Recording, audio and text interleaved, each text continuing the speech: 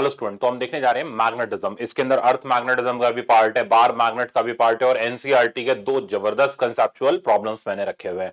तो चलो स्टार्ट करते हैं। बेसिक कंसेप्ट एक बार देखते हैं। टॉर्क तक आप पढ़ ही चुके थे, ठीक है ना। टॉर्क के बाद जस्ट मैंने बताया, अभी भी आज भी टॉर्क का ही आएगा। तो मैंने बताया था अगर चार्ज पार्टिकल को हम घुमाना शुरू करें तो वो एक मैग्नेटिक डापोल की तरह काम करता है। तो हम पहले चार्ज पार्टिकल, जिसको हम बोलते हैं एटॉमिक मैग्नेटिज्म, कि इलेक्ट्रॉन घूम रहा है तो उसकी वजह से क्या मैग्नेटिक फील्ड होगी, क्या डापोल मूवमेंट होगा, इस एटॉमिक मैग्नेटिज्म वाले पार्ट को एक बार कवर करते हैं। तो देखो, किसी घूमते हुए चार्ज की वजह से अगर आपको पहले मैग्नेटिक फील्ड निकालनी है तो बायोट सावर्ट लॉ के अलावा और कोई रास्ता नहीं है। तो मैग्नेटिक फील्ड निकालने के लिए हमने Biot Savart law charge particle वाला यूज करा, mu naught by 4 pi q v sine theta divided by are square.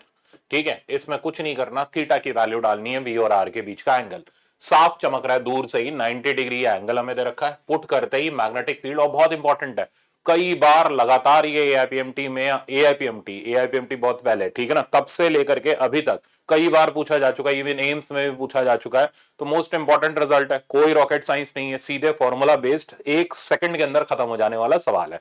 अब देखो, थीटा की जगह 90 डालते ही रिजल्ट बन जाएगा mu naught by 4 pi q v divided by are square.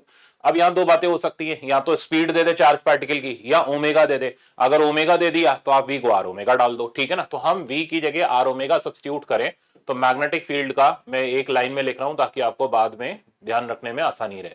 Q v by are square, अब वी की जगह आर ओमेगा डालें तो ये रिजल्ट हमारा बन जाएगा mu naught by 4 pi q omega divided by r. तो दो रिजल्ट यहां पर बड़े फेमस हैं, एक तो ये वी वाला रिजल्ट और एक ये ओमेगा। अब मान लो इलेक्ट्रॉन घूम रहा है तो क्या ही करना है, इलेक्ट्रॉन की जगह बस ई वी कर दो, इलेक्ट्रॉन का चार्ज उसके अंदर डाल दो, दैट्स इट, काम खत्म। तो इलेक्ट्रॉन होगा तो भी यही आ जाएगा, चार्ज कोई होगा तो भी। एक और बात बताऊं, अगर रिंग घुमाई गई तो भी यही फॉर्मूला बनता है, यानी रिंग, पॉइंट चार्ज और इन सब के लिए फॉर्मूला हमारा सेम रहता है। फिर चाहे इलेक्ट्रॉन ले लो बोर ऑर्बिट का, चाहे आप चार्ज पार्टिकल ले लो। अब डापोल मूवमेंट निकालने का भी तरीका जो होता है वो तरीका ये होता है, यहां हम एक थ्योरम यूज करते हैं। वो थ्योरम ये कहती है किसी भी घूमते हुए पार्टिकल का dipole moment is to angular momentum का जो रेशियो होता है वो कांस्टेंट होता है, और ये कांस्टेंट q बाय 2m होता है, एवरग्रीन। चाहे आप रॉड पकड़ के घुमाओ, चाहे आप रिंग पकड़ करके घुमाओ, चाहे खुद पे चार्ज लेकर के घूम जाओ, ठीक है ना, तब भी ये dipole moment is to angular momentum का रेशियो जो रहेगा q बाय 2m रहेगा। ये हमें हेल्प करता है। यहां से अगर हम देखें एंगुलर मोमेंटम को हम अपना आई ओमेगा पुट कर देंगे। अब पॉइंट चार्ज है तो उसको पॉइंट मास की तरह एम आर स्क्वायर पुट कर देंगे। रिंग है तो रिंग का मोमेंट ऑफ इनर्शिया डाल देंगे, डिस्क है तो डिस्क का मोमेंट ऑफ इनर्शिया, यानी मोमेंट ऑफ इनर्शिया की जानकारी रखते ही हमारा काम खत्म हो जाता है। तो एल को हम आई ओमेगा डाल देंगे और इसको यहां सब्स्टिट्यूट करते ही हमारे पास डापोल मोमेंट आ जाएगा। तो इस पे बेस्ड हमारे कुछ सवाल होते हैं, जैसे रॉड को घुमा दिया, अब कहां से घुमाया, कॉर्नर से घुमाया, बीच से घुमाया, कहां से घुमाया, चलो एक बार पहले देखते हैं। जैसे आप देख रहे हो यहां रिंग को हमने सेंट्रोइडल एक्सिस के अबाउट घुमा दिया, ठीक है ना, ये इसके अबाउट हमें मोमेंट ऑफ इनर्शिया आना चाहिए। तो सबसे पहले हमने एल की वैल्यू लिख ली विच इज आई ओमेगा। अब रिंग का moment of inertia centroidal axis के अबाउट एम आर स्क्वायर होता है, पुट कर देते हैं। तो एम आर स्क्वायर और साथ में आ गया omega, this is the value of L. अब सब्स्टिट्यूट कर दो इसको इधर घुमा करके, तो डापोल मोमेंट जो आ गया q by 2m times m r square omega, और यहां से आप ये देखो कि m से m कैंसिल हो गया, आंसर बन गया half Q R square omega. इतना सिंपल, सही है। अब डिस्क की बारी डिस्क का हम जानते हैं moment of inertia centroidal axis का होता है कितना, हाफ एम आर स्क्वायर, ठीक है ना। तो ये मोमेंट ऑफ इनर्शिया हमारे पास आ जाता है हाफ एम आर स्क्वायर।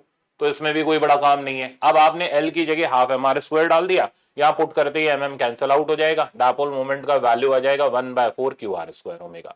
अब मैं जो बोल रहा था रॉड का, तो मान लो हमारे पास एक चार्ज रॉड है, अब रॉड को किस एक्सिस से घुमाया गया वो इंपॉर्टेंट है। मान लो ये रही चार्ज रॉड, अब इस चार्ज रॉड को हम कॉर्नर से घुमा देते हैं, तो कॉर्नर से पकड़ करके घुमाएंगे तो moment of inertia 1/3 m l square हो जाएगा। चार्ज क्यू है, मास एम है, लेंथ एल है। तो हमने पहले तो इसका m by l equals to q by 2m लिखा, एल को इधर ट्रांसफर मारा तो m का वैल्यू हो गया क्यू बाय 2m टाइम्स, अब मोमेंट ऑफ इनर्शिया की वैल्यू डालो एल के अंदर, वो हो जाएगी 1/3 एम एल स्क्वायर, और साथ में हमारे पास आ जाएगा ओमेगा। अब m से m कैंसिल हो गया, 1/6 क्यू एल स्क्वायर ओमेगा, ये इसका डापोल मोमेंट हो गया। तो आप इस तरीके से नॉन पॉइंट चार्ज का, इवन स्फीयर का भी इसी तरीके से लिख सकते हो, सिलेंडर का भी लिख सकते हो, जो मर्जी चाहिए वो कर लो, बट इतना पूछता नहीं, इतने में ही कहानी घूमती है और फ्री के 4 नंबर दे जाता है एग्जामिनर हमें। तो ये चीज पता है तो 4 नंबर तो पक्के पक्के हो गए, ठीक है ना। अब आगे चलते हैं। नेक्स्ट आता है हमारा, ये देखो टॉर्क के ऊपर बेस्ड हमारा मूविंग कॉइल। हालांकि मूविंग कॉइल गैल्वेनोमीटर हम लोग करंट इलेक्ट्रिसिटी में सारा निपटा चुके हैं, उसके अंदर हम लोग कैसे एमीटर को कैसे गैल्वेनोमीटर को एमीटर में कन्वर्ट करते हैं वो भी देख चुके हैं, बट एक बार पहले इसका कंसेप्ट देख लेते हैं। तो मूविंग कॉइल गैल्वेनोमीटर में क्या होती है, कॉइल होती है जिसको हम लोग नॉर्थ साउथ टाइप के कॉनकेव पोल बेसिस में रखते हैं। कॉनकेव में रखने से फील्ड रेडियल हो जाती है, असर्शन रीजन में पूछ सकता है, फील्ड रेडियल हो जाती है, टॉर्क मैक्सिमम लगती है। तो पूछे कॉनकेव क्यों रखते हैं, ताकि फील्ड रेडियल हो जाए और टॉर्क मैक्सिमम लगे। और टॉर्क का फॉर्मूला कल मैंने बताया ही था, क्या होता है हमारा NIAB, थीटा की वैल्यू 90 बढ़ जाएगी तो मैक्सिमम टॉर्क NIAB आ जाएगी। अब ये टॉर्क क्या करती है, इस कॉइल को रोटेट कराती है, रोटेट कराती है। इससे क्या होता है, अब ये यहाँ दो दो तरीके के होते हैं, एक पाइवटेड टाइप और एक ये हिंज टाइप वाला, ठीक है ना। अब वो जो होता है जिसकी हम बात कर रहे हैं, वो हम मान लेते हैं हमने कॉइल को थ्रेड से कनेक्ट कर रखा है, ठीक है ना। तो फॉस्फोर ब्रोंज स्ट्रिप होती है वहां पर, तो जैसे ही ये कॉइल ट्विस्ट होती है उसके अंदर वायर के अंदर एक टॉर्शनल टॉर्क डेवलप होती है, इक्विलिब्रियम में दोनों को बराबर कर देते हैं। तो NIAB बराबर C5 को बोलते हैं टॉर्शनल टॉर्क। फाई होता है कितने एंगल से वायर ट्विस्ट हुई है, ठीक है ना। तो यहां से हमारे पास करंट आ जाता है C/NAB इंटू 5। C/NAB को हम बोलते हैं गैल्वेनोमेट्रिक कांस्टेंट। खैर ये कांस्टेंट किसी एंगल से नहीं है, नंबर ऑफ टर्न चेंज होते ही चेंज हो जाएगा, एरिया चेंज होते ही चेंज हो जाएगा। तो इसके चक्करों में कई लोगों की ऐसी तैसी हो जाती है, तो ध्यान रखना C/NAB सिचुएशन डिपेंडेंट है। हाँ, इसको बोलते हैं गैल्वेनोमेट्रिक कांस्टेंट, बट ये सिचुएशन डिपेंडेंट है। अगर गैल्वेनोमीटर फिक्स्ड है, सब कुछ सेम है, तब तो ये कांस्टेंट। अगर अलग अलग गैल्वेनोमीटर ले लें तो ये किसी एंगल से कांस्टेंट नहीं है, ठीक है ना, ये पॉइंट ध्यान रखना। अब यहां पर दो छोटे छोटे टर्म आते हैं, इनको भी हम पहले देख चुके हैं। करंट सेंसिटिविटी, तो डिफ्लेक्शन पर यूनिट करंट को हम बोलते हैं करंट सेंसिटिविटी। तो इसका रिजल्ट यहीं से निकाल लेते हैं, ये आ जाएगा NAV/C। तो अगर हम करंट सेंसिटिविटी बढ़ाना चाहते हैं, टर्न्स बढ़ाओ, एरिया बढ़ाओ, फील्ड बढ़ाओ और टॉर्शनल कांस्टेंट को कम कर दो, इस तरीके के कंसेप्चुअल प्रॉब्लम। इसी तरीके से डिफ्लेक्शन पर यूनिट वोल्टेज, अब वोल्टेज के लिए कुछ नहीं करना, IR लगा दो तो वोल्टेज बन जाएगा, ठीक है ना। तो deflection per unit voltage 5/IR, तो ये आ जाएगा NAV/CR। तो इस तरीके से आप करंट सेंसिटिविटी और वोल्टेज सेंसिटिविटी के कंसेप्चुअल प्रॉब्लम्स को देख सकते हो। नेक्स्ट मैं आपको दिखाने जा रहा हूं इसमें बार मैग्नेट। अब बार मैग्नेट और उसकी प्रॉपर्टी पर सवाल आता ही आता है, ठीक है ना। तो ये चीज पे सवाल रखे हुए अभी जस्ट हम इसके बाद प्रैक्टिस कर लेंगे। सवाल कई सारे मैंने नए रखे हैं इसके अंदर ताकि आपको अच्छे से प्रैक्टिस हो पाए। अब देखो हमारे पास एक थिन बार मैग्नेट है, थिकनेस इसकी नेग्लिजिबल हम लेते हुए चल रहे हैं। तो थिन बार मैग्नेट पहली बात तो एक रॉड की तरह बिहेव करेगा, ठीक है ना, मोमेंट ऑफ इनर्शिया भी काम आएगा। तो सेंट्रोइडल एक्सिस के अबाउट 1/12 ml², कॉर्नर वाली एक्सिस पे 1/3 ml², तो मोमेंट ऑफ इनर्शिया भी रोल प्ले करेगा। अब बार मैग्नेट में दो पोल्स होते हैं, नॉर्थ पोल और साउथ पोल। नॉर्थ पोल से फील्ड लाइंस बाहर निकलती हैं, साउथ पोल में फील्ड लाइंस अंदर एंटर करती हैं, ठीक है ना। इसका जो डायपोल मोमेंट होता है, अब देखो बिल्कुल हमारे इलेक्ट्रिक डायपोल जैसा रिजंबल कर रहा है। तो इसका जो डायपोल मोमेंट होता है नेगेटिव से पॉजिटिव की तरफ, हाँ सिंबल थोड़ा सा चेंज कर दिया, पी की जगह हमने एम इस्तेमाल कर लिया। तो डायपोल मोमेंट आ गया M × L, जहां M को हम बोलते हैं पोल स्ट्रेंथ और L हो गया इस डायपोल की दोनों पोल्स के बीच का दूरी, या फिर ऐसे बोला जाए -M से +M के बीच की दूरी, ठीक है ना। तो इसको दोनों पोल्स के बीच की लेंथ बोला जाता है। ये ज्योमेट्रिकल लेंथ से थोड़ी सी कम होती है क्योंकि इसके पोल्स बिल्कुल कॉर्नर पर नहीं, थोड़ा सा अंदर की तरफ कंसेंट्रेटेड होते हैं, बट हम वो इग्नोर करते हुए चलते हैं। एल को हम दोनों एंड के बीच की ज्योमेट्रिकल लेंथ के बराबर ही लेते हुए चलते हैं। तो बहरहाल इसका डायपोल मोमेंट हो गया हमारे पास M × L। अच्छा, अब इस डायपोल मोमेंट का अगर आप यूनिट देखोगे तो यहां से तो सोचने में आफत आ जाएगी। तो डायपोल मोमेंट का यूनिट करंट इंटू एरिया से सोच लो, करंट इंटू एरिया से सोचोगे तो एम्पियर इंटू मीटर² हो जाएगा। तो यूनिट इसका हो गया एम्पियर इंटू मीटर², ठीक है ना। अब ये मैंने क्यों बताया, क्योंकि यहां पर पोल स्ट्रेंथ का यूनिट पूछ लेते हैं। अब पोल स्ट्रेंथ का यूनिट तो तब आएगा ना जब M का यूनिट पता हो। तो पोल स्ट्रेंथ का यूनिट पता करने के लिए, यूनिट या उसका डायमेंशन पता करने के लिए इसको यहां पर डाल दें, तो ये मीटर एक कैंसिल हो जाएगा। तो पोल स्ट्रेंथ का यूनिट ऑफ पोल स्ट्रेंथ, ठीक है ना। तो यूनिट ऑफ पोल स्ट्रेंथ जो होता है ये हमारे पास आ जाता है एम्पियर इंटू मीटर। तो इसका डायमेंशन हो जाएगा A × L। तो इस तरीके से भी एक सवाल डायमेंशन के ऊपर इसमें पूछा जाता है। अच्छा, अब इसी बार मैग्नेट को अगर हम ट्विस्ट कर दें, मोड़ दें या किसी आर्बिट्ररी शेप का लगा दें, तो हमें L इफेक्टिव चाहिए होता है पॉजिटिव, जैसा इलेक्ट्रिक डायपोल में। तो L इफेक्टिव, अब मान लो मैंने इसको एक कर्व पार्ट में मोड़ दिया, तो यहां से यहां तक की दूरी हो गई L इफेक्टिव। ये कर्व पार्ट कुछ भी हो सकता है, 60 डिग्री का सेक्टर, 90 डिग्री का सेक्टर, और सबसे फेमस सेमी सर्कल भी हो सकता है। तो मैंने जो शॉर्टकट बनाया हुआ वो आपके सामने, हम L इफेक्टिव निकालेंगे। कैसे निकालेंगे? इस राइट एंगल ट्रायंगल से निकालेंगे, बट उसके लिए हमें ये पता है और ये पता है। तो थीटा बराबर आर्क अपॉन रेडियस लगा करके हमने क्या किया, एल इफेक्टिव वगैरह निकाला, और फाइनली हमारे पास जो रिजल्ट आता है वो आता है m sine theta by two by theta by two. यानी आप एक बार मैग्नेट को अगर किसी सेक्टर में बेंड कर देते हो थीटा एंगल के, तो अब आपको कोई मजदूरी नहीं करनी, सीधे रिजल्ट लगाना है m sine theta by two by theta by two. ठीक है ना? ये ध्यान रखना, ये नीचे जो थीटा बाई टू है this must be in radian. सही है? डिग्री में मत डाल के चले आना, 60 डिग्री है तो नीचे 30 डिग्री लटकाए घूम रहे हो, ठीक है ना? तो उसको आप रेडियन में जरूर पुट कर लेना। अब जैसे हमने बार मैग्नेट को, सबसे फेमस सवाल, सेमी सर्कल में ब्रेक किया तो थीटा हो गया 180, तो यहां तो कोई दिक्कत नहीं है, साइन 91 हो जाएगा। नीचे हमारे पास आ जाएगा 90, मत डाल देना भाई, ठीक है ना? पाई बाई टू रेडियन में डालना, आंसर आ जाएगा 60 से 2m बाय पाई। अब 60 डिग्री में ब्रेक करे, 30 में करे, फॉर्मूला में पुट करो और आंसर निकाल सकते हो। तो मेरे ख्याल से इसमें कोई बहुत बड़ी रॉकेट साइंस नहीं है, आप इसको इजिली आराम से सॉल्व कर सकते हो। अब इस पे बेस्ड जो प्रॉब्लम मैंने रखा है वो इस तरीके का, थोड़ा सा डिफरेंट टाइप का प्रॉब्लम है। देखते हैं क्या कह रहा है। ये कह रहा है bar magnet of magnetic moment m1, तो कटिंग ऑफ बार मैग्नेट के ऊपर मैंने ये रखा हुआ है, ठीक है ना? तो हमारे पास एक बार मैग्नेट है जिसका डायपोल मोमेंट m1 है, तो m1 का वैल्यू अगर हम कैलकुलेट करें तो m1, पहले तो डायग्राम बना लेते हैं। तो हमारे पास ये रहा एक बार मैग्नेट, ठीक है ना? इधर हो गया -m, इधर हो गया +m, और पोल्स के बीच की दूरी हो गई l, तो इसका डायपोल मोमेंट हमारे पास आ गया m × l, ठीक है? ये m1 की वैल्यू हो गई। अब ये कह रहा है m1 is axially cut into two equal part, तो ऐसे करके ये हो गया एक्सली कट करना, तो हमने इसे दो इक्वल पार्ट में काट दिया। ऐसा इस पे एनसीईआरटी का भी अभी मिलेगा। तो हम इस तरीके से अगर काटेंगे तो फिर इसमें पोल्स दो पार्ट में डिवाइड हो जाएंगे, यानी पोल स्ट्रेंथ का डिवीजन हो जाएगा। अच्छा, फिर आगे बोल रहे हैं these two pieces are arranged perpendicular to each other, तो पहले इनकी काटपीट कर लें। तो अब ये कटा हुआ पोर्शन बचा, इसकी पोल स्ट्रेंथ हो गई m/2, इसकी हो गई -m/2, पोल्स के बीच की दूरी वही रही, तो नया डायपोल मोमेंट m2, या फिर इसका नया डायपोल मोमेंट m' बोल देता हूं, तो ये लिखूंगा मैं ml डिवाइडेड बाय 2, यानी m1/2, ठीक है ना?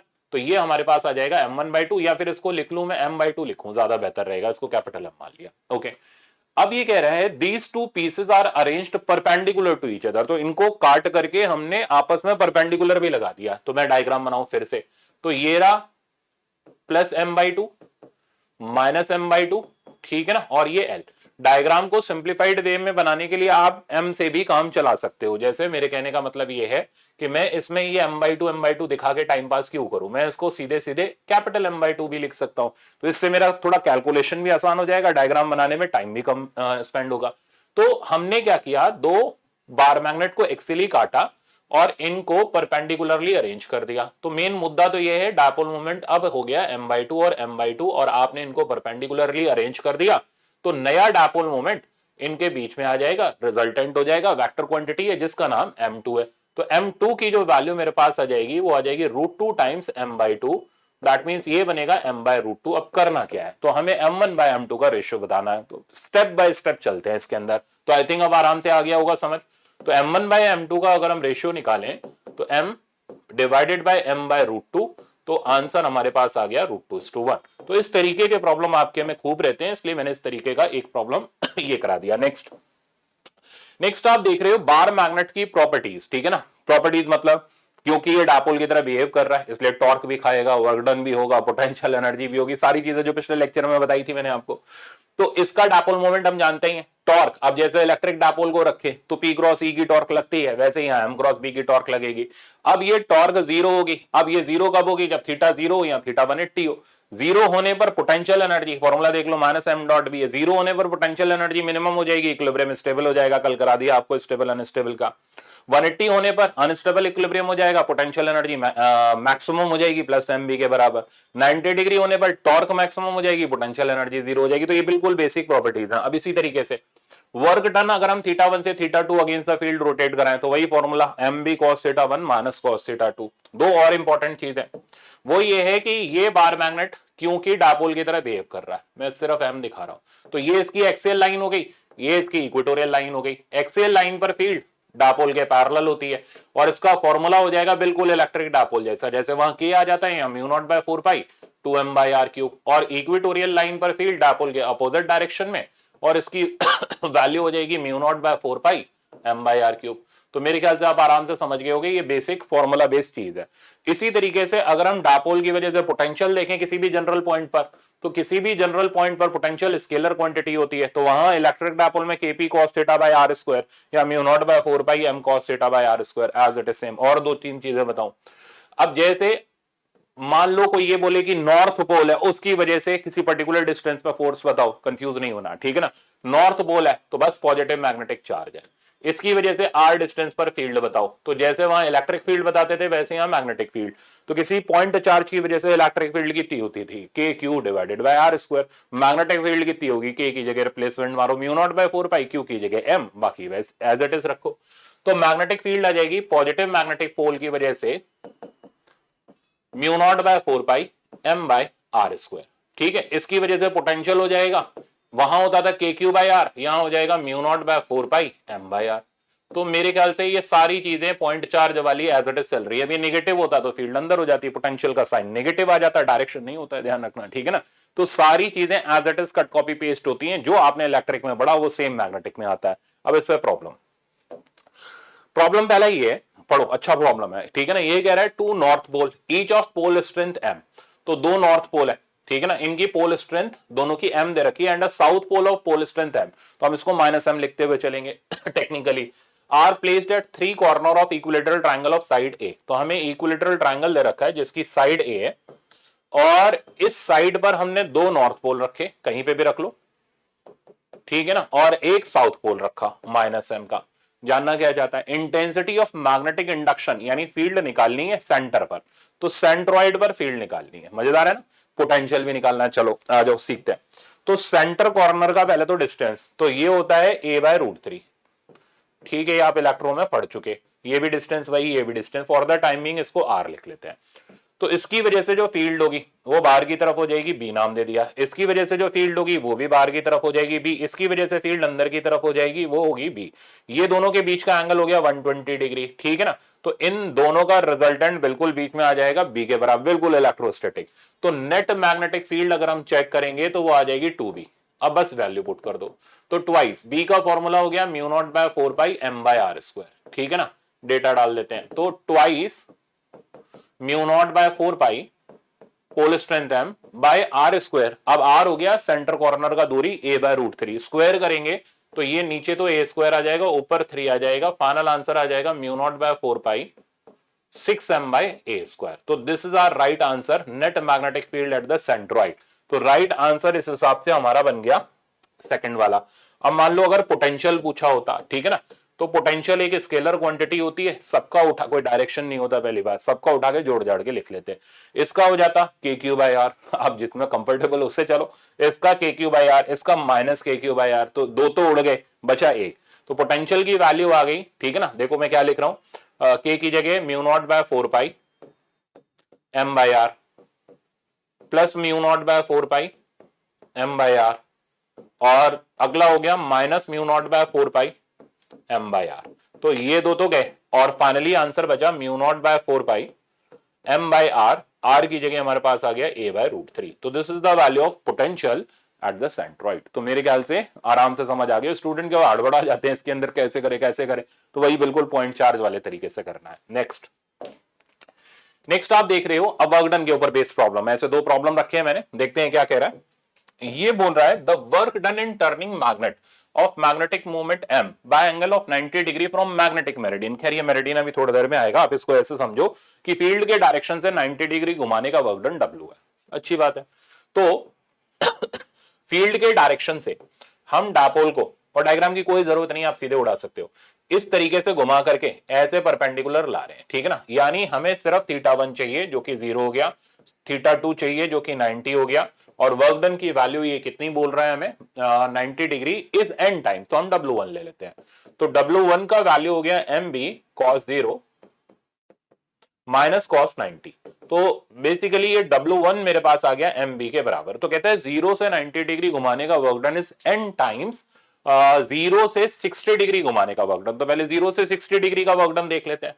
तो अब 0 डिग्री से 60 डिग्री का वर्क डन हम देखने जा रहे हैं, ठीक है। तो 0 डिग्री से 60 डिग्री का वर्क डन W2 ले लिया, और फॉर्मूला हो गया MB cos 0 minus cos 60 degree, cos 60 हो गया हमारा हाफ, तो फाइनली आंसर बचा mb/2। ठीक है, तो ये कह रहा है जो 90 डिग्री तक घुमाने का वर्क डन है ये n टाइम्स 60 डिग्री का वर्क डन है, तो W1 equals to n times W2 put कर दें, तो MB equals to n times mb/2। तो ये बताओ n का वैल्यू कितना होगा, तो पता तो चल गया n का वैल्यू हमारा 2 के बराबर होगा। तो राइट आंसर इस प्रॉब्लम का हमारा हो गया सेकंड वाला। तो ये वर्क डन के ऊपर थोड़ा सा डिफरेंट टाइप का प्रॉब्लम था। नेक्स्ट पर चलते हैं। नेक्स्ट आप फिर से देख रहे हो वर्क डन का एक और प्रॉब्लम, अच्छा प्रॉब्लम है। देखो कह रहा है वर्क डन इन रोटेटिंग, तो इसमें क्या किया गया, वर्क डन और टॉर्क को आपस में लिंक कर दिया गया। तो देखते हैं, कह रहा है work done in rotating the magnet from the direction of field to the opposite direction is W, यानी 0 से 180 डिग्री का जो वर्क डन है वो W है। तो W का वैल्यू हो गया MB cos 0 माइनस कॉस 180। अब देखो ये कहलाता है मैक्सिमम वर्क डन, और इसका वैल्यू निकालोगे तो 2MB आ जाएगा। ठीक है ना, कॉस 180 माइनस 1 होता है, तो वर्क डन का वैल्यू हमारे पास आ गया 2MB, फर्स्ट इक्वेशन। आगे आगे कह रहा है the work done in rotating magnet from field direction to half the maximum torque, maximum का मतलब मैक्सिमम टॉर्क। तो अब ये एंगल सीधे मुंह नहीं दे रहा, ये कह रहा है ठीक है पैरेलल से हाफ द मैक्सिमम टॉर्क, यानी टाउ बाई 2 का जो वर्क डन है वो जो वर्क डन है वो हमें कैलकुलेट करके देना है W के टर्म्स में कितना होगा। तो एंगल अब हमें सीधे मुंह नहीं दे रहा, तो क्या करना पड़ेगा, मुंह टेढ़ा करना पड़ेगा। तो टॉर्क आधी हो जाए, मैक्सिमम टॉर्क की आधी हो जाए, सॉरी तो टॉर्क नहीं आधी हो जाए, मैक्सिमम टॉर्क की आधी हो जाए, वहां तक हमें से घुमाना है। तो देखते हैं, तो देखो टॉर्क का जनरल फॉर्मूला हो गया MB sin थीटा। हम चाहते हैं ये जो टॉर्क है मैक्सिमम की आधी हो जाए, तो पहले मैक्सिमम कितना है, तो मैक्सिमम इसमें हो गया MB, यानी इस टॉर्क की वैल्यू हो जाए MB/2। ठीक है ना, तो इससे हमने क्या पता लगाया कि फाइनल एंगल θ2 कितना है। तो साइन θ2 का वैल्यू मेरे पास आ गया हाफ, दैट मींस θ2 का वैल्यू आ गया मेरे पास 30 डिग्री।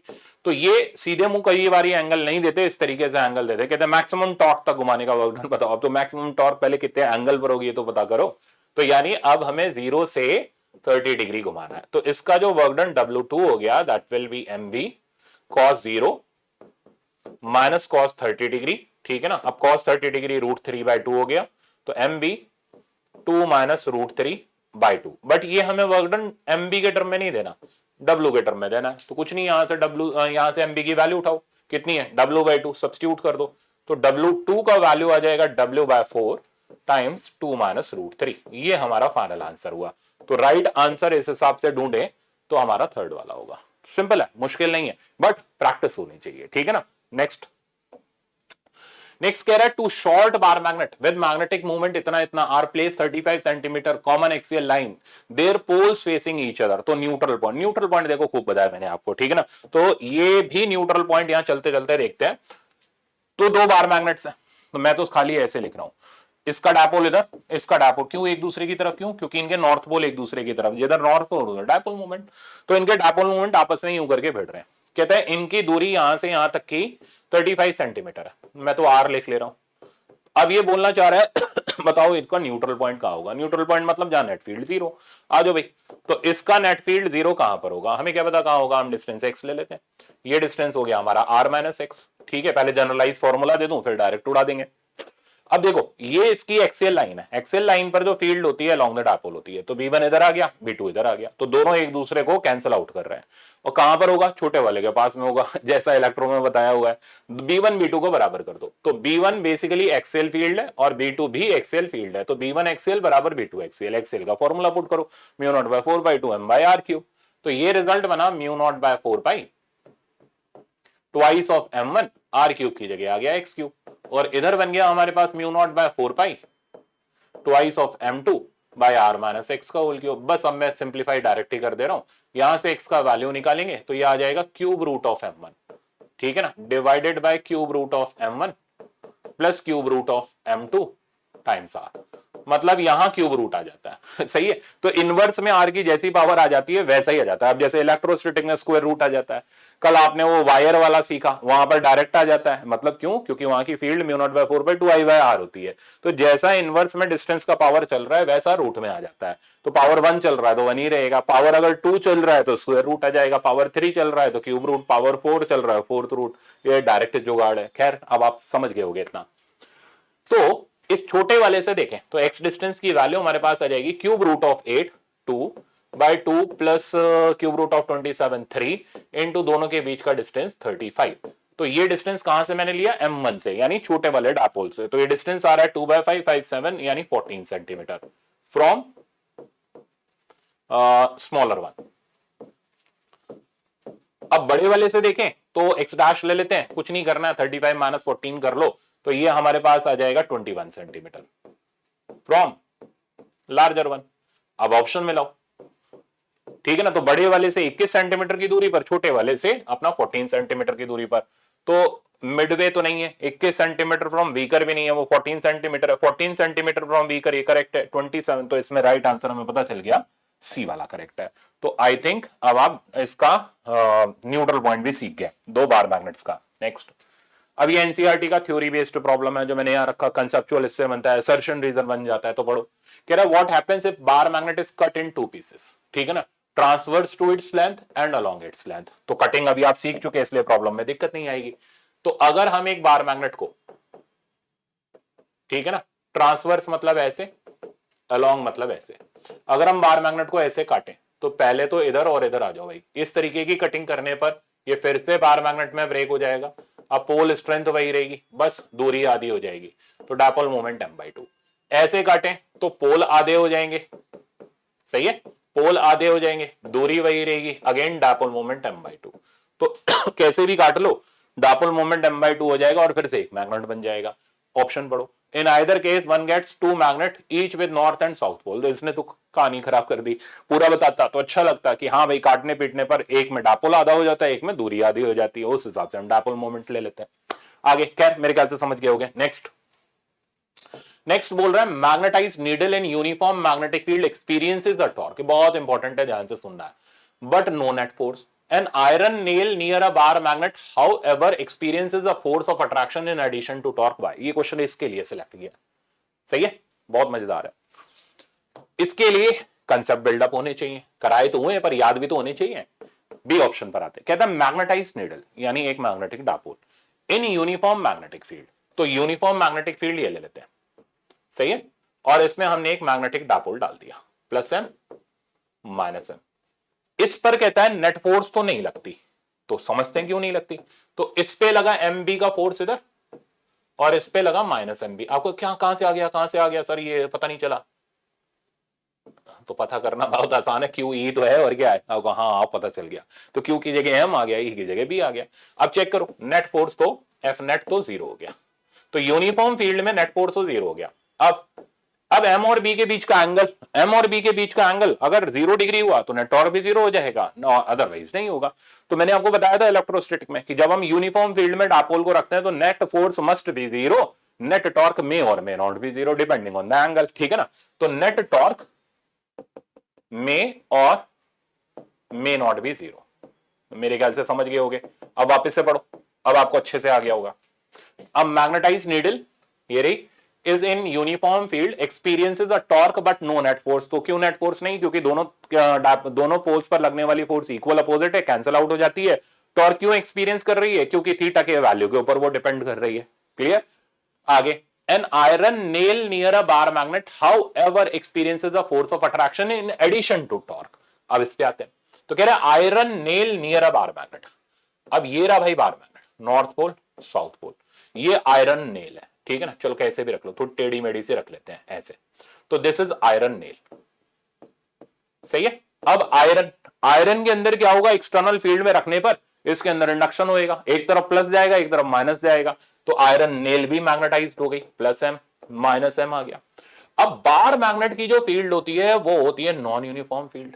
अब हाँ सही बात कह रहे हैं सर, आर पे डिपेंड कर रही है। नॉन यूनिफॉर्म फील्ड में मैग्नेटिक डापोल रखा। अब अरे ये तो वो बात थी, हमें तो ध्यान ही नहीं आती। तो आयरन नेल मैग्नेट में रखा, इसका मतलब नॉन यूनिफॉर्म फील्ड में डापोल रखा। तो नेट फोर्स मे और मे नॉट बी 0, डिपेंड करता है दोनों पे फोर्सेस सेम लग रही हैं अलग अलग लग रही है। तो क्यों 0 नहीं है, क्योंकि दोनों पर लगने वाली फोर्सेस अलग अलग है। नेट टॉर्क भी, नेट टॉर्क का मे और मे नॉट बी 0, क्योंकि वो तो एंगल डिपेंडेंट है। अगर हम पैरेलल रख देंगे बी के तो नेट टॉर्क 0 हो जाएगी, नहीं रखेंगे तो नहीं होगी। तो आयरन नेल पर क्यों नेट फोर्स 0 नहीं हुई, क्योंकि नॉन यूनिफॉर्म फील्ड है, इसलिए नहीं हुई भाई, ठीक है ना। अब पढ़ो आप इसको, an iron nail near a bar magnet however experiences the force in addition, attraction क्यों एक्सपीरियंस कर रही है? क्योंकि जो चीज पास में, अब पास में कौन होगा? नॉर्थ के पास में साउथ ही इंड्यूस होगा, तो इस पे फोर्स ज्यादा लगेगी, दूर वाले पर फोर्स कम लगेगी, इसलिए अट्रैक्शन की फोर्स एक्सपीरियंस करेगा। A to Z clear. अब आओ क्वेश्चन पढ़ो। कहां गया? No force in the field is uniform, the iron nail experiences a non-uniform field due to bar magnet, there is induced magnetic movement, therefore it experience। आदमी का माथा घूम जाता है, समझ नहीं आता हो क्या गया, इसलिए एनसीईआरटी छोड़ देता है, जबकि कुछ ऐसे सिलेक्टिव पॉइंट्स हैं जो बड़े काम के हैं। ठीक है ना, तो मेरे ख्याल से आ गया होगा। अब ये must every magnetic configuration have a north pole and a south pole, क्या हर मैग्नेटिक कॉन्फ़िगरेशन में नॉर्थ साउथ पोल होता है? अब ये फैक्ट बेस्ड हो गया, आपको पता है तो आप कर पाओगे, नहीं पता तो छोड़ के आओगे। तो भाई कल मैंने टोरोइड बढ़ाई थी, टोरोइड में कोई नॉर्थ नहीं होता, कोई साउथ नहीं होता, गोल गोल गोल गोल घूमती रहती है। इसी तरह इनफाइनाइट लेंथ की वायर देख लो, कोई नॉर्थ नहीं कोई साउथ नहीं, उसकी भी फील्ड गोल गोल गोल गोल घूमती रहती है। तो ये कोई जरूरी नहीं है कि हर एक मैग्नेटिक कॉन्फ़िगरेशन का नॉर्थ और साउथ पोल हो। समझ आ गया? What about the field due to toroid? तो बता तो दी, गोल गोल गोल गोल एक्सिस पे घूमती रहती है। अब आप पढ़ लो, not necessarily true, only if the source of magnet has net non zero magnetic movement, this is not so far for toroid और स्ट्रेट इनफाइनाइट कंडक्टर। तो आई थिंक अभी अच्छी तरह क्लियर होगा कि ये जरूरी नहीं है कि हर जगह नॉर्थ और साउथ पोल ही बने, हो सकता है मैग्नेटिक फील्ड गोल गोल गोल गोल घूमे। ठीक है ना, इलेक्ट्रोस्टैटिक फील्ड गोल गोल गोल गोल घूम नहीं घूमती, इंड्यूस वाली जरूर घूम जाती है, बात ध्यान रखना, बाद में कहोगे बता ही नहीं। नेक्स्ट, अब हम आ जाते हैं अर्थ मैग्नेटिज्म। मजेदार था ना एनसीईआरटी वाला सेक्शन। अब अर्थ मैग्नेटिज्म बेहद सिंपल। देखो, अर्थ की अपनी एक मैग्नेटिक फील्ड है, तो ऐसा नहीं कि अर्थ का कोर बार मैग्नेट बन जाता है, नहीं। मोल्टन आयरन होता है, धरती के घूमने के कारण अभी तो बड़ा एटॉमिक मैग्नेटिज्म में वो अपनी एक फील्ड प्रोड्यूस करता है। तो अर्थ की फील्ड जो होती है सेंटर ऑफ अर्थ पर अगर हम देखें, जैसे ये एक्सिस देख रहे हो, पहले मैं एक्सिस के बारे में जानकारी दूं, तो ये जो एक्सिस है, इस एक्सिस को बोलते हैं ज्योग्राफिक एक्सिस ऑफ अर्थ।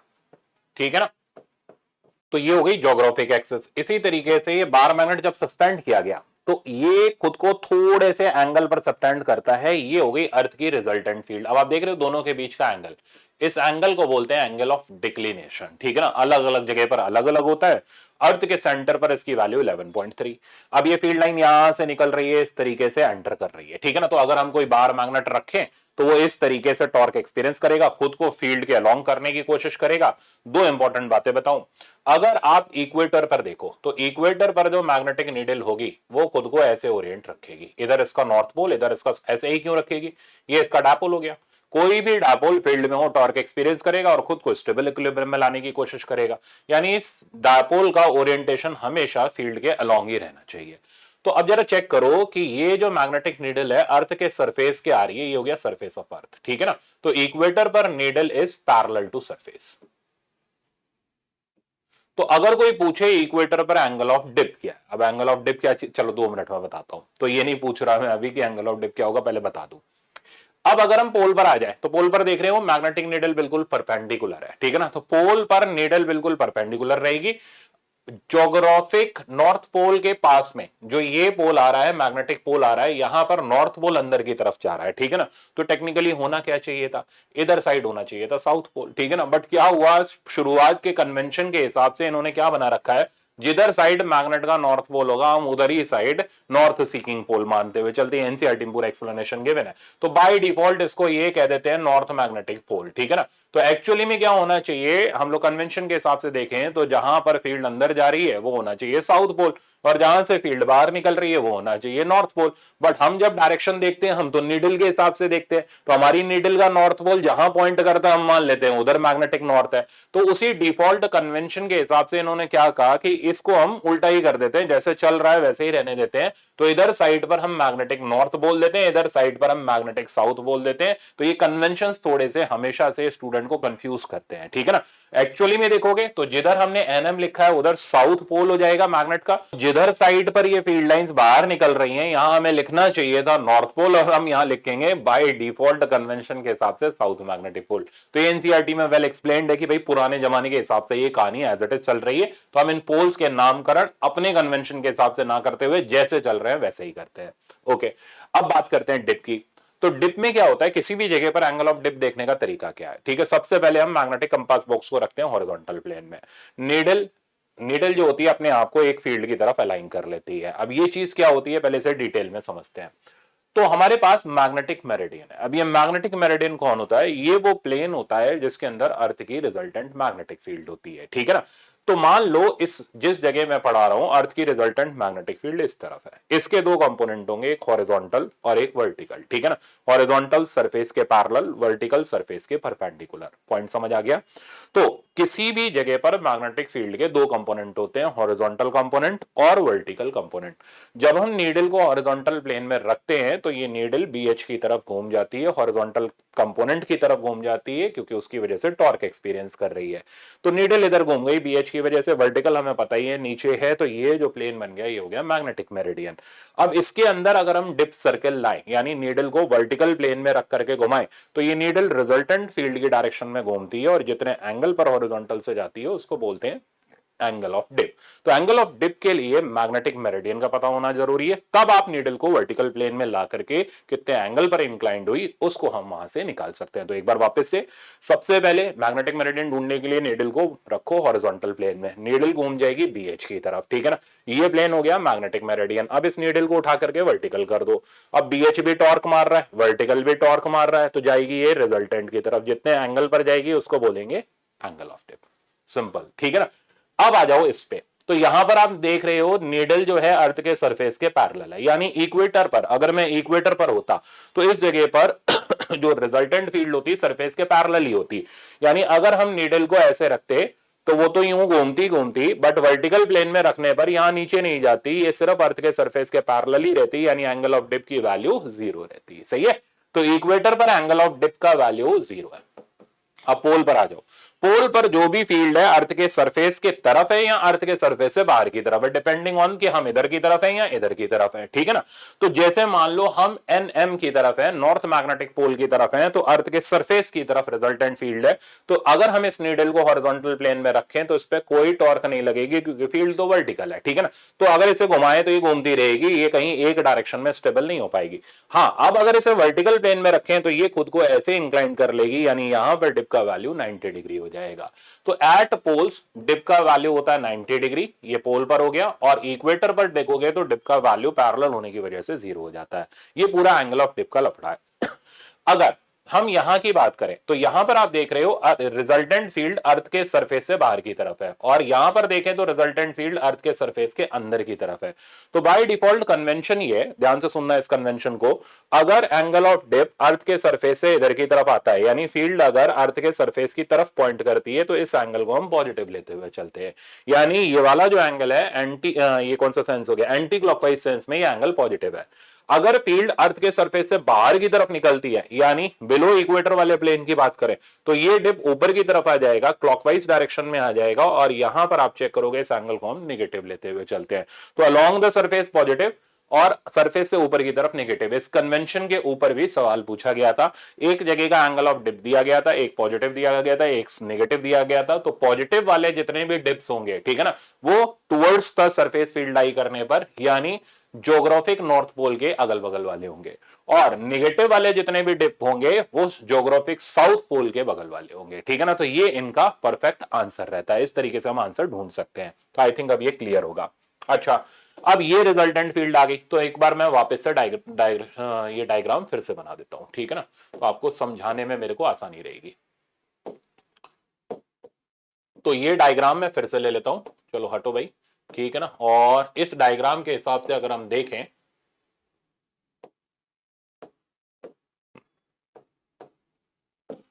ये मान लो मैग्नेटिक मेरिडियन है, ठीक है, ये रिजल्टेंट फील्ड है, ध्यान से देख लेना। एंगल नीचे की तरफ है, टुवर्ड्स द सरफेस है, इसको आप पॉजिटिव लेते हुए चलेंगे। ये बीई हो गया, सॉरी ये बीई हो गया, ये हॉरिजॉन्टल कंपोनेंट बीएच हो गया, ये वर्टिकल कंपोनेंट बी वर्टिकल हो गया। अब क्या करना है, हमें इसको सिंप्लीफाई करना है, सॉल्व करना है। हम कुछ नहीं करेंगे, पैरेललोग्राम लॉ से करेंगे। तो ये हमारा पूरा पैरेललोग्राम बन गया। ये चीज as it is B vertical के बराबर आ गई, ये बी ई के बराबर आ गई। अब इसमें से आप देख सकते हो tan डेल्टा की value B vertical upon B H है, इसको बोलते हैं हम लोग ट्रू एंगल ऑफ डिप। तो ये यहां तक के पॉइंट पूरी तरीके से क्लियर होने चाहिए, डिप और डिप सर्कल कैसे काम करता है। नेक्स्ट मैं आपको दिखाता हूं। अब फॉल्स एंगल ऑफ डिप की बात करते हैं, तो अब ध्यान से सुनना। तो जब हम मैग्नेटिक मेरिडियन से अलग हट करके कोई प्लेन ले लें, तो आप देख रहे हो ये तो मैग्नेटिक मेरिडियन है, ठीक है ना, बट ये जो प्लेन है this plane is other than magnetic meridian. तो इधर की तरफ तो BH हुआ करता है, बट इधर साइड पर BH ना आकर के उसका कंपोनेंट आएगा which is BH cos theta. तो अगर हम किसी भी एरे गैरे प्लेन में, मान लो ये हमारे पास मैग्नेटिक मेरिडियन था, अब हम इस प्लेन में मैग्नेटिक नीडल को छोड़ दें तो क्या होगा, इधर BH नहीं होगा, इधर BH का कंपोनेंट होगा जो कि ऑब्वियसली BH से कम होगा। तो ये चीज कम हो गई, ये वर्टिकल वाला तो एज इट इज रहा, यानी इसकी ताकत ज्यादा हो गई, इसकी ताकत कंपैरेटिवली थोड़ी कम हो गई, यानी ये नीडल वर्टिकल की तरफ और ज्यादा चली जाएगी। इस एंगल को बोलेंगे एपरेंट डिप या फॉल्स एंगल ऑफ डिप। तो फॉल्स एंगल ऑफ डिप हमेशा अदर देन मैग्नेटिक मेरिडियन में होता है। अब अगर हमें फॉल्स एंगल ऑफ डिप निकालना है, पैरेललोग्राम बनाओ और फिर से कैलकुलेट कर लो। इसकी वैल्यू, अब मैं इसको पूरा ही लिख दूं, तो tan डेल्टा डैश की value, false angle of dip की वैल्यू, वर्टिकल तो वही है, बाय BH डैश हो गई। BH डैश की वैल्यू आपने सब्स्टिट्यूट कर दी, BH cos थीटा। अब B वर्टिकल बाय BH ये हमारा tan डेल्टा हो गया। तो इसलिए this is the relation between apparent dip, true angle of dip and angle between that other plane and magnetic meridian। तो आई थिंक ये पूरा प्रोसीजर इस पे न्यूमेरिकल रहता है, क्लियर होना चाहिए। अब क्या किया, ये तो मैग्नेटिक मेरिडियन है, ये हम अच्छे तरीके से समझ चुके हैं। इधर की तरफ BH है और इसमें डिप की वैल्यू सबसे कम होती है। बाकी जो अदर प्लेन्स ले ले हम तो उसमें डिप की वैल्यू ज्यादा मिलती है क्योंकि हॉरिजॉन्टल कंपोनेंट की वैल्यू रिड्यूस हो जाती है। अब हमने दो प्लेन लिए, एक प्लेन इधर की तरफ ले लिया थीटा पर और एक इधर की तरफ ले लिया 90 माइनस थीटा पर। तो ये जो ब्लू और रेड कलर के प्लेन देख रहे हैं ये बेसिकली आपस में परपेंडिकुलर है। तो अब इनके अलोंग जो कंपोनेंट आएंगे, इधर आ जाएगा BH का cos थीटा कंपोनेंट, इधर आ जाएगा BH का sin थीटा कंपोनेंट। सही है। अब इसमें जो डिप एंगल है, फॉल्स एंगल ऑफ डिप है, वो डेल्टा 1 है, ब्लू वाले में डेल्टा 2 है। तो tan डेल्टा 1 की वैल्यू लिखेंगे तो वो आ जाएगी tan delta divided bye cos theta, ठीक है ना, क्योंकि ये वाला थीटा एंगल पर हमने ले रखा है। उधर वाले में तो मैं इधर लिखते भी जाऊं तो tan डेल्टा 1 की वैल्यू हो गई tan delta divided bye cos theta. और अगर हम इस प्लेन में लिखें तो tan डेल्टा 2 की वैल्यू हो गई tan delta divided by sin theta. अब यहां से हम जानते हैं sin square theta plus cos square theta equals to 1 होता है। तो इसमें से वैल्यू निकाल के सब्स्टिट्यूट करें तो ये हमें एक रिलेशन मिलेगा जो as it is standard relation है और पूछा गया था। डेल्टा हो गया true angle of dip magnetic meridian में, डेल्टा 1 डेल्टा 2 हो गए false angle of dip in mutually perpendicular plane other than magnetic meridian. तो आई थिंक अब आपको पूरा प्रोसीजर डिप तक का मैंने समझा दिया। नेक्स्ट आप देख रहे हो ये हमारा वर्टिकल और हॉरिजॉन्टल कंपोनेंट के ऊपर बेस्ड एक प्रॉब्लम है जिसको हम देखें क्या पूछा गया। ये कह रहा है angle of dip at a place is 40.6, बड़ा गंदा एंगल ऑफ डिप दिया गया। फट से हमने मैग्नेटिक मेरिडियन बनाया, ठीक है, और रिजल्टेंट फील्ड को दिखाया और हॉरिजॉन्टल से जितने एंगल नीचे की तरफ है उसको नीचे की तरफ क्यों माना, पॉजिटिव में दे रखा है इसलिए, ठीक है ना, पॉजिटिव नेगेटिव होती ऊपर की तरफ आ जाता। And vertical component of earth magnetic field is इतना, तो हमें वर्टिकल कंपोनेंट की वैल्यू दे रखी है। ओके, अब जानना क्या चाह रहा है, total intensity of earth magnetic field BE जानना चाह रहा है, वही ट्रायंगल का खेल है। तो पूरा का पूरा ट्रायंगल बना लेते हैं। ये हो गया BE, इधर अपने पास आ गया BH, ये आ गया हमारे पास B वर्टिकल, ठीक है, ये एंगल हो गया डेल्टा। तो अब हमें BV पता है और हमें BE निकालना है, तो हमने लगा लिया यहाँ साइन डेल्टा का आइडेंटिटी। तो साइन डेल्टा हो गया B वर्टिकल बाय अर्थ का रिजल्टेंट फील्ड। तो अर्थ का रिजल्टेंट फील्ड आ गया B vertical divided by sine delta which is 40.6। तो इसमें परेशान नहीं होना, वैल्यू में दे रखी है 0.65। सब्स्टिट्यूट करते हैं तो 6 इंटू 10 की पावर -5 डिवाइडेड बाय 0.65। तो ये रिजल्ट हमारे पास बना 600 डिवाइडेड बाय 65 इंटू 10 की पावर -5। अब ये 5 से कटेगा, इधर 13 आ जाएगा, इधर 120 आ जाएगा। अब मैं इसे अगर 12 ले लूं तो ये तकरीबन 10 बन जाएगा। 13 है तो 10 से थोड़ा सा कम 9 पॉइंट समथिंग होगा।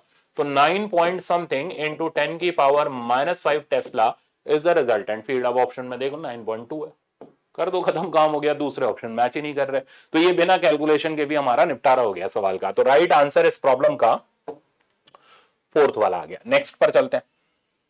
नेक्स्ट आप देख रहे हो, अब ये सवाल जो है करेक्ट एंगल और फॉल्स एंगल के ऊपर बेस्ड है। Correct value of dip angle at a place is 45 degree. तो ये रहा हमारे पास मैग्नेटिक मेरिडियन और करेक्ट एंगल डेल्टा की वैल्यू 45 है, नीचे की तरफ क्यों दिखाया, पॉजिटिव है, ठीक है ना, बार बार बोल रहा हूं, दिमाग में रखना इस चीज को।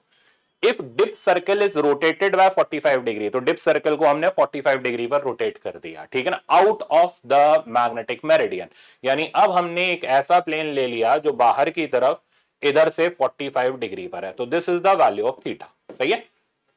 Then the tangent of the angle of apparent dip यानी tan डेल्टा डैश की वैल्यू बता दो। तो इसके अंदर जो एंगल बनेगा डेल्टा डैश उसकी वैल्यू बता दो। तो किसकी वजह से बनेगा, BH cos थीटा की वजह से और B वर्टिकल की वजह से, ठीक है। तो tan डेल्टा डैश अब इंस्टेड ऑफ प्रूविंग डायरेक्ट लिख लेते हैं, वो हो गया tan delta divided bye cos theta, सही है। अब डेल्टा डैश तो हमें निकालना है इसके अंदर, तो इसको एज इट इज छोड़ दो और डेल्टा की वैल्यू सब्स्टिट्यूट करो, कितनी है 45, तो tan 45 हो गया 1, थीटा कितना है वो भी 45, cos 45 1/√2, तो tan डेल्टा डैश का वैल्यू हमारे पास आ गया √2। इस हिसाब से देखें तो राइट आंसर हमारा हो गया फोर्थ वाला, मेरे ख्याल से बढ़िया से समझ गए होंगे। नेक्स्ट प्रॉब्लम पर चलते हैं। नेक्स्ट अब हमारे पास आ जाते हैं कंसेप्ट, इसमें 3 कंसेप्ट एक साथ मैंने रखे हैं, फिर इसमें खूब प्रॉब्लम है।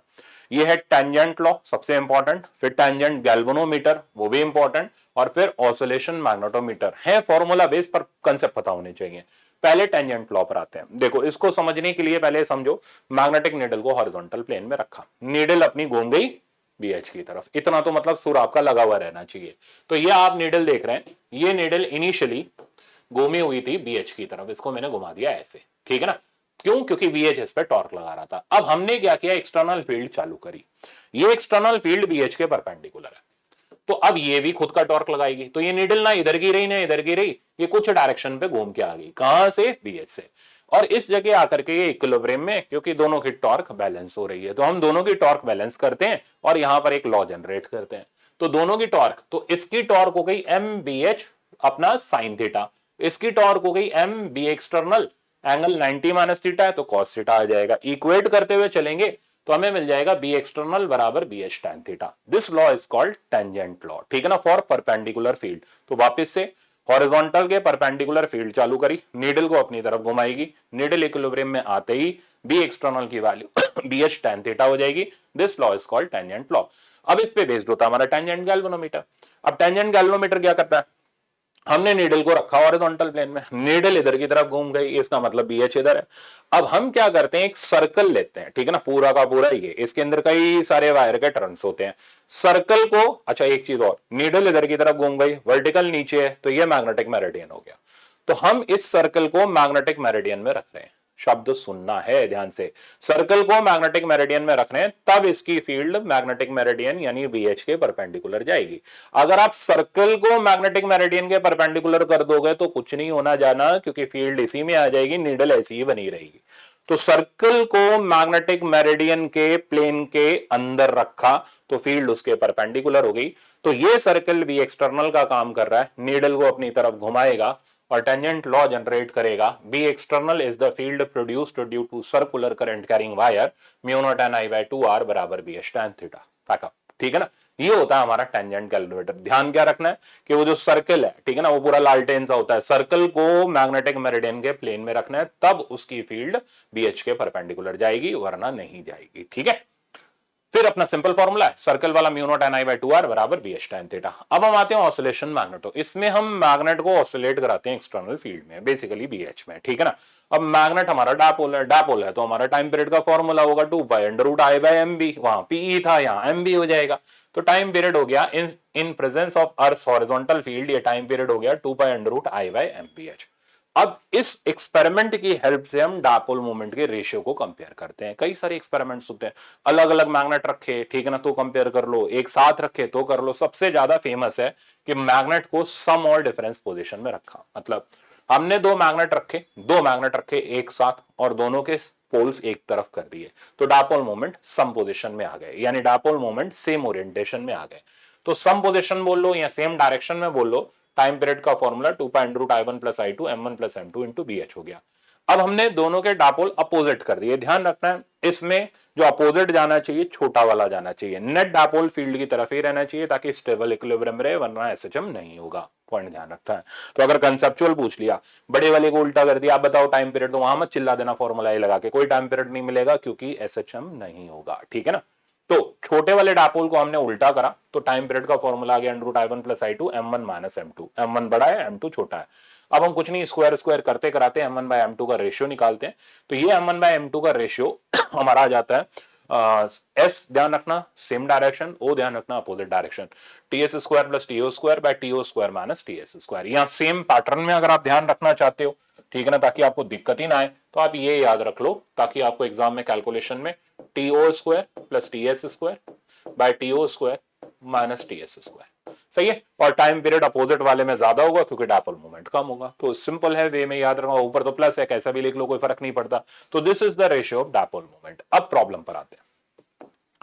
तो पहला प्रॉब्लम आप देख रहे हो, with a standard rectangular bar magnet time period in the uniform magnetic field is 4 second. अच्छा प्रॉब्लम है, ध्यान से देखना।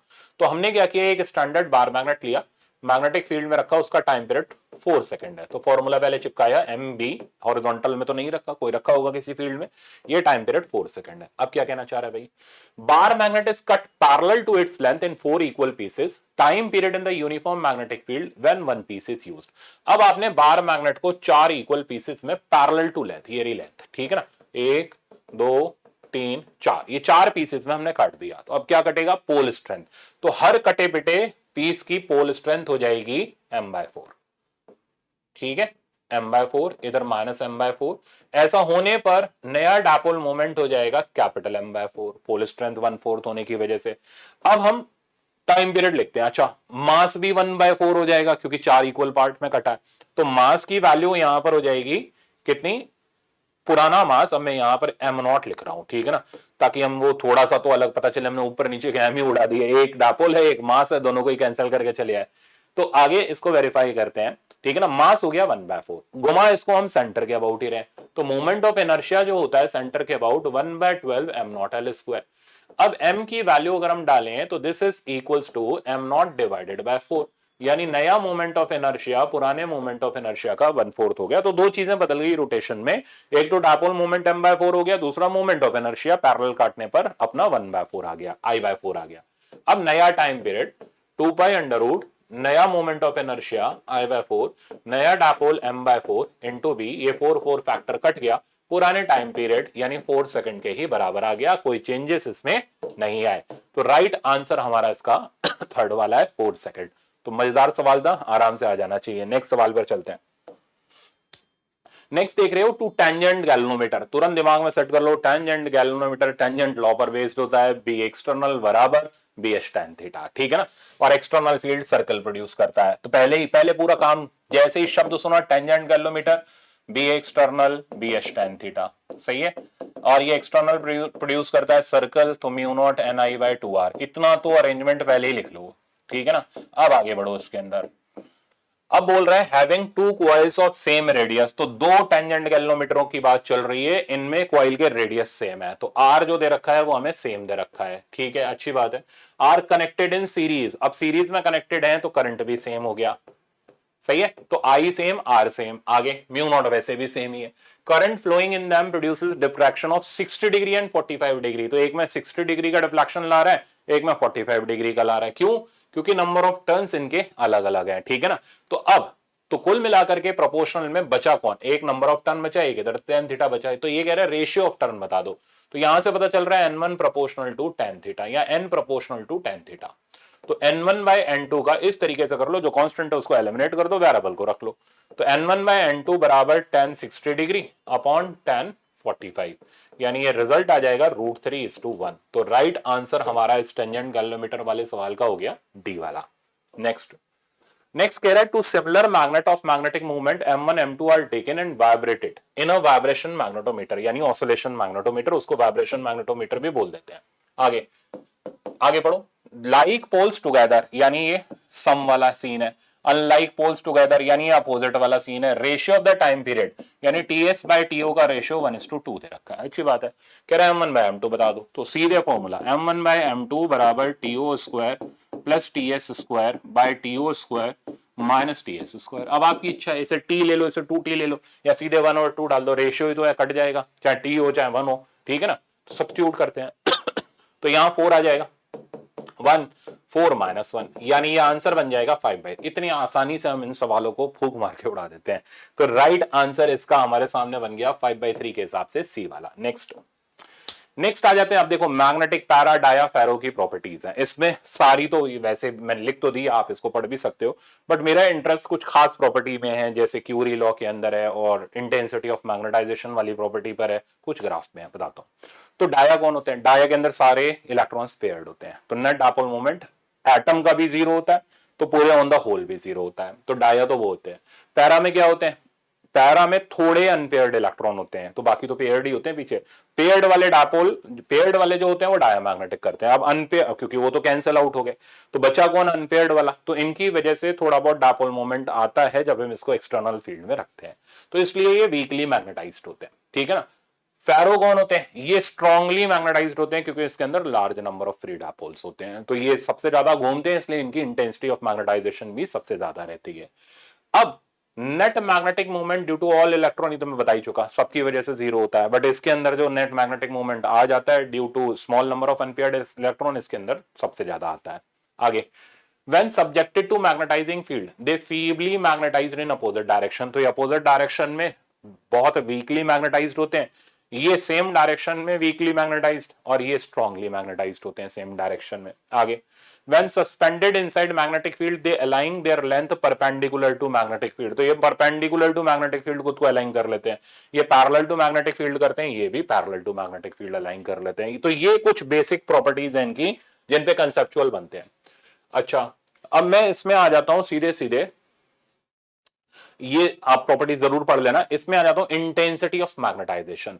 इंटेंसिटी ऑफ मैग्नेटाइजेशन मतलब एक्सटर्नल फील्ड में रखने पर उसके अंदर कितना मैग्नेटिक फील्ड इंड्यूस हुआ। ठीक है ना, इसको बोलते हैं intensity of magnetisation. Intensity of magnetisation पे मैंने न्यूमेरिकल भी रखा है। इंटेंसिटी ऑफ मैग्नेटाइजेशन होती है magnetic dipole moment per unit volume. सही है। मैग्नेटिक डापोल मोमेंट को लिखें तो m into L, pole strength into distance. Volume को लिखें तो a इंटू एल, तो हम इसको ये भी बोल सकते हैं pole strength per unit area. सही है, ये होती है इंटेंसिटी ऑफ मैग्नेटाइजेशन। अब क्योंकि intensity of magnetisation induce field को रिप्रेजेंट करती है, तो इंड्यूस फील्ड एक्सटर्नल फील्ड के अपोजिट डायरेक्शन में आती है, इसलिए हम बोलते हैं intensity of magnetisation slightly negative होता है। तो पढ़ो, intensity of magnetization is small and negative. इसके अंदर स्मॉल और स्लाइटली पॉजिटिव, क्योंकि सेम डायरेक्शन में होते हैं इंड्यूस। इसमें हाई और पॉजिटिव वैल्यू होती है। अब इंटेंसिटी ऑफ मैग्नेटाइजेशन और मैग्नेटाइजिंग फील्ड इंटेंसिटी यानी I बाय एच के ratio, sorry I by H के रेशियो को हम बोलते हैं मैग्नेटिक ससेप्टिबिलिटी। तो डाया की मैग्नेटिक ससेप्टिबिलिटी नेगेटिव हो गई, स्लाइटली नेगेटिव, पैरा की स्लाइटली पॉजिटिव, और जो फेरो हो गया उसकी लार्ज पॉजिटिव वैल्यू होती है।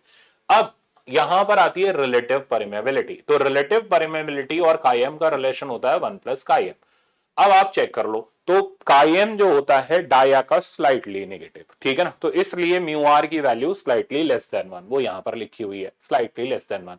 इसका म्यू आर ग्रेटर देन 1 और इसका म्यू आर तो काफी ज्यादा, जैसे आयरन का जो म्यू आर होता है तकरीबन 1000 के आसपास होता है, वह 1000 फील्ड लाइंस पास करेंगी उसके अंदर से, अगर आप इसको एक्सटर्नल फील्ड के अंदर रख दोगे। ठीक है ना, तो ये स्ट्रांगली मैग्नेटाइज्ड होते हैं। आगे, इसका कायम, अच्छा अब मैं बताऊं आपको क्यूरी लॉ। ठीक है ना, तो ये 3-4 फॉर्मूले हो गए। क्यूरी लॉ पैरामैग्नेटिक के लिए लगता है, सिर्फ और सिर्फ पैरामैग्नेटिक के लिए। ये कहता है टेम्परेचर बढ़ाने पर इसका magnetic susceptibility inversely proportional to temperature के हिसाब से कम होता है। तो यहां स्टूडेंट ये कहते हैं तो इसका मतलब टेम्परेचर कम बढ़ाने से फेरो का कम नहीं होगा, डाया का कम नहीं। यार यहां ये सोचो, क्यूरी लॉ ये है। ठीक है ना, ये नहीं बोल रही कि टेम्परेचर बढ़ाने से कम नहीं होता। क्यूरी लॉ सिर्फ ये बोल रहा है इनवर्सली प्रोपोर्शनल टू टेम्परेचर की पावर ऑन, बाकियों में टेम्परेचर के साथ चेंज करेगा बट इस रिलेशन से नहीं करेगा, ये कहने का मतलब है।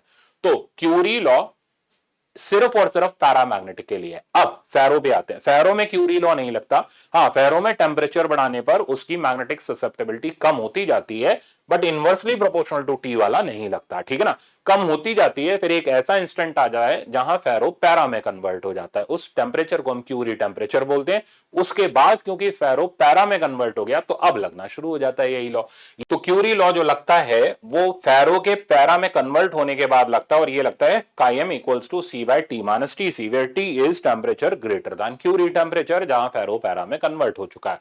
अब डाया के लिए देखो, ये क्यूरी लॉ ओबे ही नहीं करता। ठीक है ना, इसमें क्योंकि मैग्नेटाइजेशन, क्योंकि इंडिविजुअल जो डापोल्स होते हैं वो डापोल का नेट डापोल मोमेंट 0 होता है, इसलिए टेम्परेचर का फर्क डाया मैग्नेटिज्म के ऊपर नहीं पड़ता। आगे, सब्सटेंस फॉलोइंग डायमैग्नेटिक्स आर, ये पैरामैग्नेटिक के ये थोड़े बहुत एग्जांपल ध्यान रख लेना, क्योंकि कई बार एग्जाम में पूछ लेते हैं कौन फेरो है, कौन पैरा है, कौन डाया। हालांकि आप केमिस्ट्री में निकालते हो कि बताओ ये पैरामैग्नेटिज्म है या डायमैग्नेटिज्म या फेरो, सेम कंसेप्ट आप यहां लगा सकते हो। ठीक है ना। अब अब आप देख रहे हो हिस्टेरेसिस ग्राफ। हिस्टेरेसिस ग्राफ और कुछ नहीं, ये मैग्नेटाइजेशन और डीमैग्नेटाइजेशन का ग्राफ होता है, आई वर्सेस एच के बीच का। हम एक सब्सटेंस को मैग्नेटाइज करते हैं, डीमैग्नेटाइज करते हैं। काम की बात क्या है, तो जैसे जैसे एक्सटर्नल फील्ड बढ़ाते जाते हैं, इंटेंसिटी ऑफ मैग्नेटाइजेशन यानी उसके अंदर इंड्यूस फील्ड बढ़ती जाती है और फिर कुछ देर बाद जाकर के सैचुरेटेड हो जाती है, यानी अब बढ़ना बंद कर देती है। अब जैसे जैसे इसको कम करते हैं, इंटेंसिटी ऑफ मैग्नेटाइजेशन कम होता है पर जीरो नहीं होता, ये एक वैल्यू पर आकर अटक जाता है। तो इस पॉइंट पर एक्सटर्नल फील्ड तो हमने बंद कर दी, बट इसने कुछ ना कुछ मैग्नेटिक फील्ड अपने अंदर रिटेन करके रख ली, इसलिए इस पोर्शन को बोला जाता है रिटेंटिविटी। ये काम की चीज है, ठीक है ना। अब हम क्या करते हैं, फील्ड के डायरेक्शन को चेंज कर देते हैं, तो आई हुई इंड्यूस फील्ड इसके अंदर धीरे धीरे खत्म होना शुरू हो जाती है। जिस जगह जाकर के इंड्यूस फील्ड खत्म होना शुरू हो जाती है, ठीक है ना, तो वो एक्सटर्नल मैग्नेटिक फील्ड जो इंड्यूस मैग्नेटिक फील्ड को कैंसिल आउट करके जीरो बना देती है, इस एक्सटर्नल फील्ड को हम बोलते हैं कोएर्सिविटी, ठीक है। अब जिसकी रिटेंटिविटी भी ज्यादा हो, कोएर्सिविटी भी ज्यादा हो, तो ऐसा मैग्नेट बनता है परमानेंट मैग्नेट, ठीक है ना। क्या गेन भी ज्यादा करके रखा और खत्म भी जल्दी नहीं हो रहा, तो this is the property of permanent magnet. इस हिस्टेरेसिस ग्राफ का एरिया जो हमें बताता है हीट एनर्जी डिसिपेटेड पर यूनिट वॉल्यूम, क्योंकि बार बार डापोल्स इधर से उधर जा रहे हैं, तो क्या हो रहा है, वहां पर हीट एनर्जी ट्रेमेंडस अमाउंट में जनरेट होती है। तो एरिया अगर बहुत ज्यादा है तो बहुत ज्यादा हीट एनर्जी जनरेट होगी, एरिया अगर कम है तो हीट एनर्जी जनरेशन कम होगा। तो ट्रांसफार्मर के अंदर हम जो रखते हैं कम एरिया हिस्टेरेसिस एरिया वाला रखते हैं, ताकि उसके अंदर, क्योंकि उसमें अल्टरनेटिंग करंट चल रहा है, मैग्नेटाइजेशन डीमैग्नेटाइजेशन बहुत तेज फ्रीक्वेंसी से होगा, तो जितना कम एरिया रहेगा उतनी हीट कम डिसिपेट होगी, ठीक है ना। तो यही कुछ यहां पर इंपॉर्टेंट पॉइंट है। सॉफ्ट मैग्नेटिक मटेरियल मतलब जिसमें हमें इलेक्ट्रोमैग्नेट बनाना हो, मैग्नेटाइजेशन डीमैग्नेटाइजेशन करना हो, एरिया कम रखो। परमानेंट मैग्नेट बनाना हो, कोएर्सिविटी रिटेंटिविटी ज्यादा वाला रखो आप, ठीक है ना। तो यही कुछ इंपॉर्टेंट पॉइंट है। Permanent magnet are made up of steel and cobalt, while electromagnets are made up of soft iron, क्योंकि उसमें कोएर्सिविटी और रिटेंटिविटी दोनों स्मॉल रहती है। आगे डायमैग्नेटिज्म इज यूनिवर्सल, हर में डायमैग्नेटिज्म, भाई पेयरिंग तो सब में ही होगी, अनपेयरिंग तो उसके बाद ही शुरू होगी। तो डायमैग्नेटिज्म इज यूनिवर्सल, ठीक है ना, इस शब्द का ये मतलब है। It is present in all material but it is weak and hard to detect in para and ferro. क्यों? क्योंकि पैरा और फेरो में मैग्नेटाइजेशन आ रहा है अनपेयर्ड की वजह से, डायमैग्नेटिक तो बेचारे कैंसिल आउट होकर के खत्म हो जा रहे हैं। तो डायमैग्नेटिक में हर किसी के अंदर होगा, ठीक है ना। हाँ, जिसमें फिर अनपेयरिंग होगी वो पैरामैग्नेटिक डोमिनेट कर जाएगा, फेरो उससे ज्यादा डोमिनेट कर जाएगा। ये इस लाइन का मतलब है, पर बड़ी इंपॉर्टेंट कंसेप्चुअल लाइन है। नेक्स्ट आप देख रहे हो, ये हमारा इंटेंसिटी ऑफ मैग्नेटाइजेशन के ऊपर बेस्ड प्रॉब्लम है। ये प्रॉब्लम कह रहा है मास ऑफ आयरन रॉड, हमें मास दे रखा है, मास की हमें जरूरत होती तो नहीं, बट क्यों दे रखा है देखना पड़ेगा। 80 ग्राम, या ऐसे बोलूं 80 इंटू 10 की पावर -3 किलोग्राम। आगे एंड इट्स मैग्नेटिक मोमेंट यानी कैपिटल एम हमें दे रखा है 10 एम्पियर मीटर स्क्वायर, ठीक है। If the density of the iron 8 ग्राम पर सीसी है, तो 8000 किलोग्राम पर मीटर क्यूब, हमने तुरंत एसआई सिस्टम में कन्वर्ट कर लिया। इंटेंसिटी ऑफ मैग्नेटाइजेशन बताओ, तो इंटेंसिटी ऑफ मैग्नेटाइजेशन चलते हैं बेसिक से, dipole moment per unit volume हो गया, ठीक है ना, या फिर pole strength per unit area. अब दोनों से काम नहीं चल रहा, क्योंकि ना हमें एरिया दे रखा है, ना हमें वॉल्यूम दे रखा है, मास दे रखा है, ठीक है ना, और डेंसिटी दे रखी है। तो हम क्या करेंगे, वॉल्यूम को ब्रेक करेंगे मास बाय डेंसिटी। तो डापोल मोमेंट, मैं एम नहीं लिख रहा, पता चले हम एम को एम से उड़ा दे, तो बाय मास इनटू डेंसिटी, ठीक है ना, सब्स्टिट्यूट करते हैं और यहां से हमारे पास इंटेंसिटी ऑफ मैग्नेटाइजेशन आएगा। मास का वैल्यू, ओ सॉरी, डापोल मोमेंट का वैल्यू 10, मास का वैल्यू है 80 इंटू 10 की पावर -3, और साथ में इधर आ गया डेंसिटी विच इज 8000, ठीक है। ये इधर से गया, इधर आ गया 1000, और कुल मिलाकर के हमारे पास आ गया 10 की पावर 6। अब इसका यूनिट आप देखोगे तो ampere metre square, by volume का यूनिट हो गया मीटर क्यूब, तो एम्पियर बाय मीटर आ गया। तो ampere by metre intensity of magnetization का हमारे पास यूनिट हो गया। तो आई थिंक आप आराम से इसके प्रॉब्लम्स को आप अटेम्प्ट कर सकते हो, बेसिक्स को जरूर कर लेना, पैराडाया फेरो की प्रॉपर्टीज के ऊपर बेस्ड है, ठीक है ना। और अब आप केटीएस लेक्चर नोट्स से प्रॉब्लम प्रैक्टिस करो, मास्टर शीट जरूर कर लेना, मजेदार मैंने बनाई है, आपका पूरा का पूरा रिवीजन A to Z इसके अंदर कवर हो जाएगा। मिलते हैं नेक्स्ट लेक्चर में, थैंक यू सो मच।